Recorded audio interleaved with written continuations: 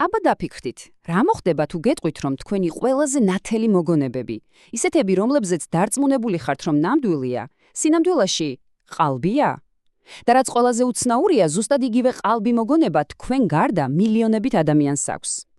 დღეს ჩვენ ვეხებით ფენომენს, რომელიც ფაქტსა და ჩვენს წარმოდგენებს შორის ზღვარს შლის და გვაფიქრებინეს, იქნებ რეალობა სულაც არ არის ისეთი მყარი, როგორიც გვგონია.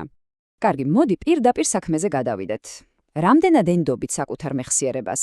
მზად ხართ პატარა ტესტი ჩავატაროთ, იმიტომ რომ რასაც ახლა გაიგებთ, შეიძლება სერიოზულად დაგაფიქროთ ყველაფერზე, რაც აქამდე ნამდვილი გეგონათ. მოდი კინოდან დავიწყოთ ერთი ძალიან ცნობილი ფრაზით. დარწმუნებული ვარ, აი ყველა მიცით და ბევრჯერ გითქვამთ კიდეც. ლუკ, მე მამა შენი ვარ. ხომ? ეს ფრაზა ლამის საკულტოა, მაგრამ საქმე იმაშია, რომ დართ ვეიდერს ეს სიტყვები ფილმში საერთოდ არ უთქვამს. სინამდვილეში ის ამბობს, არა, მე მამა შენი ვარ. გაგიკვირდათ ხომ? დამიჯერეთ, ეს მხოლოდ დასაწყისია. კარგი, ახლა ვიზუალურ მეხსიერებას შევეხოთ. აი, ერთი წამით დახუჭეთ თვალები და გაიხსენეთ სამაგიდო თამაში მონოპოლია. კონკრეტულად ის კაცუნა სიმბოლო რომ არის. წარმოიდგინეთ, ცილინდრი, კოსტიუმი და მონოკლი, ხო, ასეა. ყოველ შემთხვევაში უმეტესობას ზუსტად ასე ახსოვს. მაგრამ სინამდვილეში მას მონოკლი არასდროს ქონია, არც ერთ ვერსიაში. ეს დეტალი უბრალოდ თქვენმა ტვინმა მიახატა.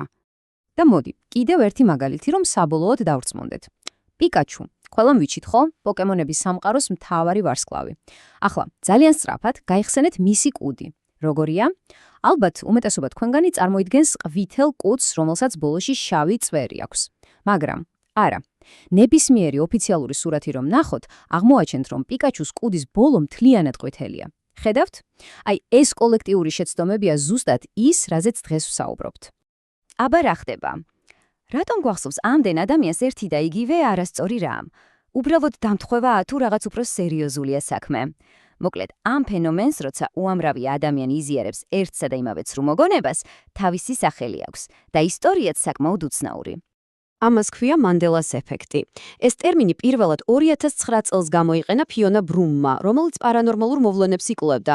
ის უბრალოდ მიხვდა, რომ მარტო არ იყო, რომ უამრავ ადამიანს მის მსგავსად სჯეროდა რაღაცის, რაც, სინამდვილეში არასდროს მომხდარა. და სახელიც აი საიდან მოდის.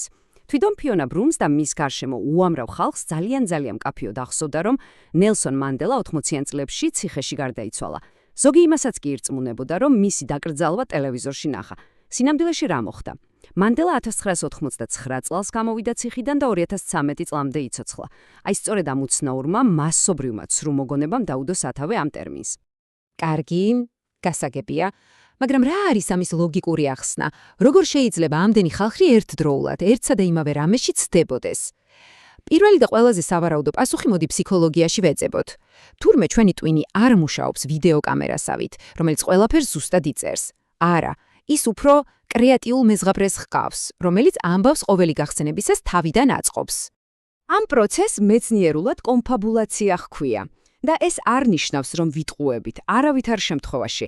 ეს ნიშნავს, რომ ყოველ ჯერზე, როცა რაღაცას ვიხსენებთ, ტვინი ფაქტობრივად ხელახლა აწყობს ამ მოგონებას პატარა ნაწილებისგან. და თუ რომელიმე ნაწილი აკლია, რას აკეთებს? უბრალოდ ავსებს ცარიელ ადგილს ყველაზე ლოგიკური ვარაუდით, რომ სრული ამბავი გამოვიდეს. აი დაუბრუნდეთ მონოპოლიის კაცუნას. მშვენიერი მაგალითია. თქვენ ცდილობთ გაიხსენოთ მდიდარი ჯენტლმენი ძველებურ სტილში. თქვენს ტვინში ასე ვთქვათ, არსებობს შაბლონი სახელად მე-20 საუკუნის მდიდარი ტიპი. და ამ შაბლონში რა შედის? ცილინდრი, კოსტიუმი და რა თქმა უნდა მონოკლი. ტვინიც უბრალოდ იღებს ამ ლოგიკულ დეტალს და რასაც ვერ იხსენებს, იმ ცარიელ ადგილს ავსებს. всё, თქვენ გაქვთ სრული და დამაჯერებელი, მაგრამ არასწორი მოგონება. და ამ ყველაფერს დაუმატეთ ჩვენი ინტერნეტის ეპოქა. ეს ხო საერთოდ 1000-ჯერ აჩქარებს პროცესს. წარმოიდგინეთ, ერთი ადამიანი დაწერს არასწორ ციტატას ვარსკვლავური ომებიდან. ეს პოსტი ვირუსულად ვრცელდება. მალე ამ არასწორ ვერსიას იმდენად ხშირად ვხედავთ ყველგან, რომ ჩვენი ტვინისთვის ის ხდება ფაქტი, რეალობა. ანუ ჩვენ ფაქტობრივად ერთმანეთს ვეხმარებით, რომ ცრუ მოგონებები გავიმყაროთ. მაგრამ აქ ამბავი საინტერესო ხდება. ბევრისთვის ეს ფსიქოლოგიური ახსნა უბრალოდ საკმარისი არ არა. ისინი ფიქრობენ, რომ ეს ფენომენი იმდენად გლობალური და უცნაურია, რომ რაღაც უფრო დიდზე მიანიშნებს. ასე რომ მოდით ახლა გადავინაცვლოთ ცოტა უფრო ფანტასტიკურ, მაგრამ ძალიან პოპულარულ თეორიებზე.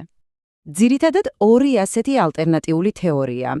პირველი არის პარალელური სამყაროების, ანუ მულტივერსუმის თეორია. ამ იდეის მიხედვით ჩვენი რეალობა ერთ-ერთია უამრავთაგან. და შეიძლება ეს რეალობები ხანდახან, ერთმანეთს ეჯახება ან კვეთს და ჩვენ გვრჩება მოგონებები იმ სხვა სამყაროდან, სადაც მაგალითად დართ ვეიდერმა მართლა თქვა ლუკ მე მამა შენი ვარ. მეორე თეორია კიდევ უფრო თამამია, სიმულაციის თეორია. ანუ ჩვენ ვცხოვრობთ გიგანტურ კომპიუტერულ სიმულაციაში. მანდელას ეფექტი კი უბრალოდ გლიჩია, სისტემის ხარვეზი.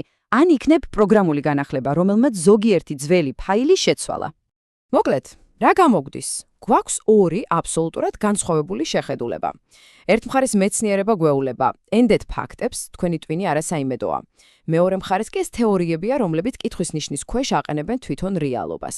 მაშ სად არის სიმართლე? მოდით კიდევ ერთხელ გადაავლოთ თმალი ამ მაგალითებს. აი ვხედავთ, რა გვახსოვს ჩვენ კოლექტიურად და რა არის ობიექტური რეალობა. მაგრამ ყველაზე საინტერესო მესამე სვეტია, ხო? ნახეთ, ჩვენი ტვინი თითქოს ყოველთვის ირჩევს უფრო მარტივ, უფრო დრამატულ, ან უფრო ლოგიკურ ვარიანტს. ის თითქოს რეალობას ჩვენთვის ამარტივებს და ეს, რა თქმა უნდა, ისევ და ისევ ფსიქოლოგიურ ახსნას ამყარებს. მაგრამ საბოლოო ჯამში მაინც ერთ მთავარ კითხვასთან მივდივართ. რა უფრო დასაჯერებელია? ის, რომ ჩვენი ტვინია არასაიმედო მთხრობელი, რომელიც ცდილობს სამყარო ჩვენთვის უფრო ლოგიკური გახადოს, თუ ის, რომ თავად რეალობაა ბევრად უფრო მოქნილი და ცვალებადი, ვიდრე წარმოგვიდგენია. ვინ იცის, იქნებ სიმართლე სადღაც შუაშია. და მოდით დავასრულოთ ერთი კითხვით, რომელზეც დაფიქრება ღირს. თუ ჩვენი ყველაზე მყარი, საერთო მოგონებებიც კი შეიძლება ასეთი არასაიმედო იყოს, მაშინ რას ემყარება ჩვენი საერთო რეალობა? იქნებ, რეალობა არ არის რაღაც უცვლელი და ობიექტური. იქნებ ის, უბრალოდ ამბოვია, რომელსაც ერთად ვყვებით და რომლის შეცვლაც ნებისმიერ დროს შეიძლება.